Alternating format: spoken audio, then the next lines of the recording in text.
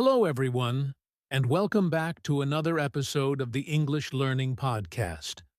I'm your host, Jason, and I'm really happy you're here with us today. Hi everyone, I'm Julia, and yes, welcome. If you're listening right now, that means you want to improve your English, and that's already a great first step. Absolutely. Today's episode is very special because we're talking about something many English learners struggle with.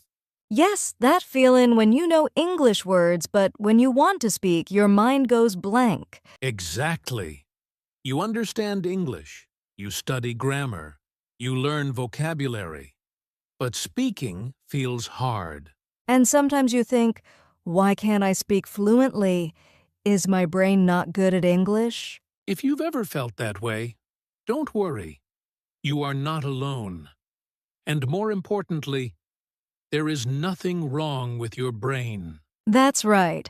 Today's topic is called Unlock Your Fluent English Brain. Because fluency is not magic. It's a skill you can train. In this episode, we'll help you understand how your brain learns English, why speaking feels difficult, and how you can start thinking and speaking more naturally. And don't worry, we'll keep everything simple, clear, and beginner-friendly. So relax, take a deep breath, and let's start unlocking your fluent English brain. Let's begin! So, Julia, let's start with a simple question. When people hear the word fluent, what do they usually think? Most learners think fluency means perfect grammar, a big vocabulary, and speaking without any mistakes. Yes, and that idea actually scares a lot of people. Exactly. But the truth is, fluency is not about being perfect. A fluent English brain is a brain that can communicate ideas easily, even with simple words. You don't need difficult vocabulary. You don't need long sentences. You just need to express your meaning clearly. That's a great point. Fluency is more about flow, not grammar rules in your head. For example, if someone says, I go market yesterday, we still understand the meaning, right? Yes, we do. The sentence isn't perfect, but the communication works. And that's fluency, being understood, not being perfect. Another important part of a fluent English brain is thinking in English, not translating. When you translate in your head, your brain works slower. But when you think directly in English, even with simple thoughts, your speaking becomes faster and more natural. So, a fluent English brain is trained to use simple English automatically, without fear. And the good news is, this kind of brain can be trained by anyone. Yes, no special talent needed, just the right habits and mindset. And in the next part, we'll talk about why your brain feels stuck when you try to speak English. If that sounds familiar, keep listening. You'll understand yourself much better. All right, Julia, now let's talk about a problem many learners face. Why your brain feels stuck when speaking English. Oh yes, Jason, I know this one well. You can know all the words, all the grammar, but when it's time to speak, it feels like your brain just freezes. Exactly. And there are a few main reasons for this. The first one is fear of making mistakes. Yes, many learners worry, what if I say something wrong? So they stop before even starting. And that fear slows down your brain. Instead of speaking naturally, you're thinking too much about being perfect. Another reason is overthinking grammar. People think, should I say I go or I went? And by the time they decide, the moment to speak has passed. Exactly. And there's also translating from your native language. If you think in your first language and then translate, it slows your brain, and your speaking feels unnatural. Right. And don't forget lack of speaking practice.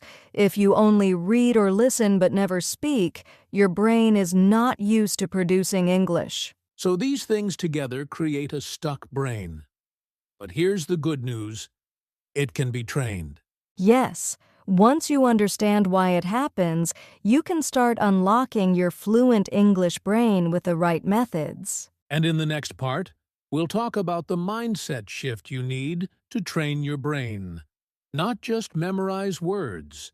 That's the part that really changes everything. Your listeners are going to love it. All right, Julia, now that we know why our brain feels stuck, let's talk about the mindset shift that can unlock fluent English. Yes. Many learners think, I need to memorize thousands of words or grammar rules, but that's actually not the most effective way to speak naturally. Exactly. Memorizing lists of words or rules only works for a short time. Your brain doesn't learn to use English automatically. It just stores information. And that's why many learners feel nervous when speaking. They know the words, but their brain can't produce sentences quickly. So the shift is this. Train your brain to think in English, not just memorize it. For example, instead of memorizing, I am going to the market. You practice saying it in real situations like thinking I'm hungry, I go market in your head, speaking it out loud when you pretend to order food, or shadowing a simple English podcast. Yes, and it's not about being perfect. It's about getting your brain used to producing English automatically. Think about how children learn their first language. They don't memorize rules. They listen, repeat, practice, and slowly start speaking naturally. Exactly. So if you want a fluent English brain, stop trying to memorize everything. Instead, train your brain with simple, daily practice. And the good news is, it doesn't take hours a day, just consistent practice.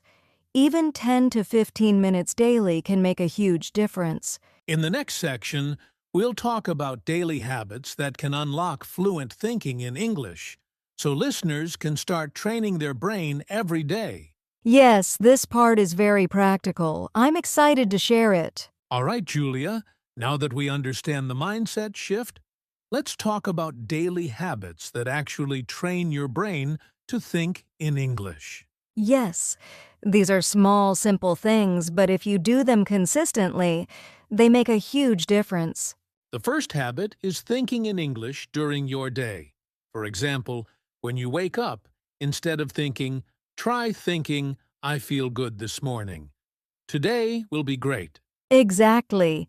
Even short thoughts count. You don't need full sentences. Just start small. Like when you see a cup of coffee, think, I drink coffee. It's hot and nice. The second habit is talking to yourself in English. You can describe what you're doing. I'm brushing my teeth. I'm getting ready for the day. It might feel a little funny at first, but it works. Your brain learns to produce English automatically instead of translating. The third habit is shadowing. This means listening to English, podcasts, short videos, or songs, and repeating exactly what you hear. Yes. Even if your pronunciation isn't perfect, shadowing trains your brain to think and speak at the same time. And don't forget reading aloud. Pick simple English sentences, read them out loud, and try to feel the rhythm and flow. All of these habits don't need a lot of time.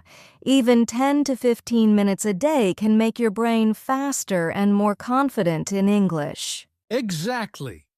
And if you do these consistently, you'll notice that speaking English becomes more natural. Your brain starts thinking in English without overthinking. In the next part, we'll talk about common mistakes that block fluency, so listeners can avoid them while practicing these habits. Yes, that's a very important step for beginners. All right, Julia, now let's talk about common mistakes that stop learners from becoming fluent. Yes, Jason, many learners don't even realize they're making these mistakes. The first one is waiting to be perfect. Some people think I must speak without mistakes, so they don't speak at all. Exactly. And that's a big problem. Making mistakes is part of learning, and the faster you speak, the faster you improve. The second mistake is avoiding speaking. You can study for years, but if you never speak, your brain won't learn to produce English automatically. Another common mistake is learning without practice. Some learners only read, write, or listen, but never try using English in real life. And finally, many learners compare themselves to others. Oh, she speaks so well. I can't do that. This stops you from trying and lowers your confidence. So the key is practice without fear, make mistakes, and focus on your own progress. Exactly. And now that we know what mistakes to avoid, in the next part, we'll give listeners a simple daily practice challenge to unlock their fluent English brain. Yes, something practical they can start today. All right, Julia. Now it's time for something fun. A simple practice challenge for our listeners. Yes, this is something you can start today, even if you have only 10 minutes. Here's the challenge. Pick one small activity in your day and speak about it in English. For example, while making breakfast, say out loud, I am making eggs. I add salt. I like my breakfast. Or if you're walking outside, describe what you see. I see a tree. The sun is bright.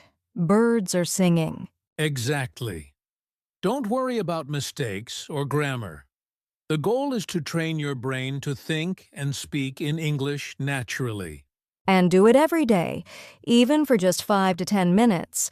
The more you practice, the easier it becomes to speak fluently. Yes, think of it like a workout for your English brain. Small steps every day lead to big results. So, listeners, start today and notice how your brain slowly starts unlocking your fluent English. In the next part, we'll summarize everything and give a final motivation and call to action. All right, Julia, we've covered a lot today. Let's quickly summarize for our listeners. Yes. First, we learned that fluency is not perfection.